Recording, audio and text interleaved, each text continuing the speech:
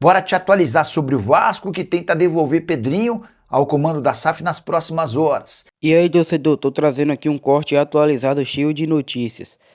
Só que antes, se inscreve aí pra dar aquela força. Últimas de mercado, bastidores, finanças e Haaland falando sobre o confronto contra a seleção brasileira. O artilheiro do Manchester City colocou todo o favoritismo em uma seleção específica.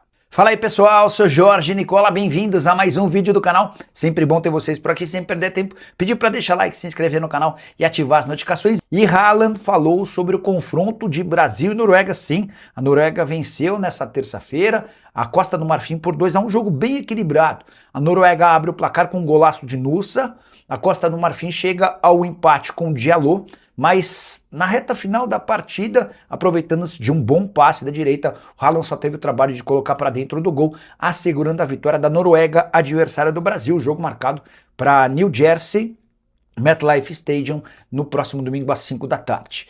O Haaland foi perguntado por uma repórter, ou melhor, por um repórter norueguês, depois da partida, sobre as chances da Noruega contra o Brasil. Abre aspas para o artilheiro do City da Noruega: chances são pequenas.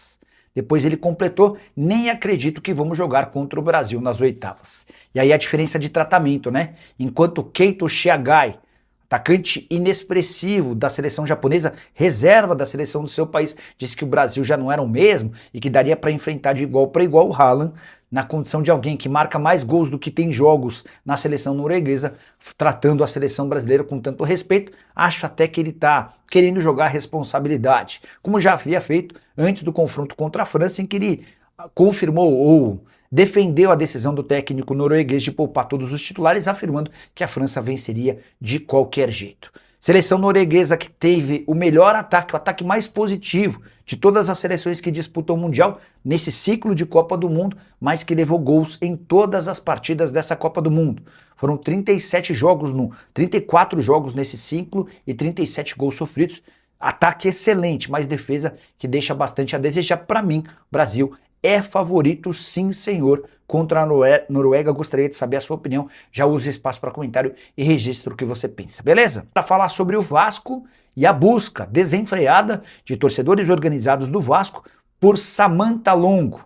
Ela é a interventora da SAF do Vasco. Bora explicar essa história desde o começo. Na semana passada, a pedido de opositores no Cruz Maltino, a justiça decidiu afastar Pedrinho do comando da SAF do clube e determinou a presença de uma interventora, Samantha Longo, para decidir absolutamente tudo. Não se pode contratar jogador, técnico, nem ninguém sem autorização dela.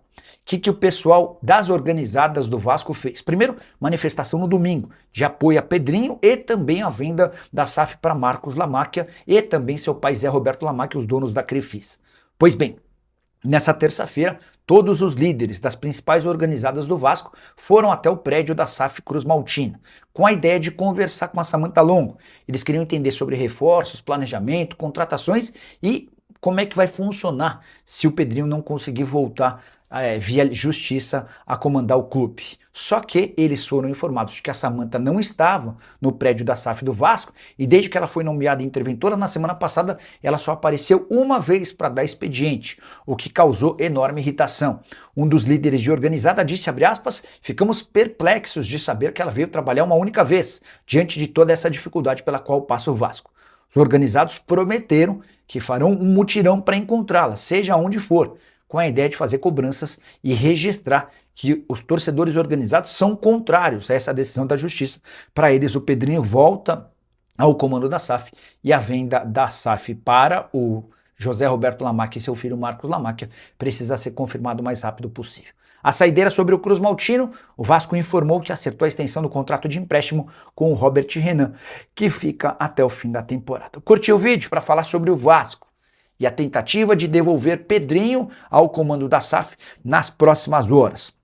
O Vasco deve entrar nessa terça-feira com um agravo na justiça para derrubar a liminar que afastou o Pedrinho na semana passada. A expectativa é de que ele retome o controle nas próximas 48 horas. Se tudo correr bem, nessa quarta-feira o Pedrinho deve ser devolvido ao comando da SAF. E essa situação é extremamente importante para que o Vasco possa avançar na venda da SAF do clube para Marcos Lamacchia e também, por consequência, para José Roberto Lamacchia, o dono da Crefisa. O Lamacchia chegou a afirmar nos últimos dias que só vai comprar o Vasco se for o Pedrinho aquele a fazer o negócio. A equipe jurídica do dono da Crefisa também está atuando para tentar devolver o Pedrinho ao comando da SAF. Situação delicada e importante e que causou algumas rusgas. Mas talvez o momento mais importante a partir de tudo isso seja a constatação de que praticamente todo mundo no Vasco pensa que a venda da SAF para a Crefisa seja o melhor dos caminhos. O que você achou, torcedor, desse corte? Não esqueça de se inscrever no canal para dar aquela força.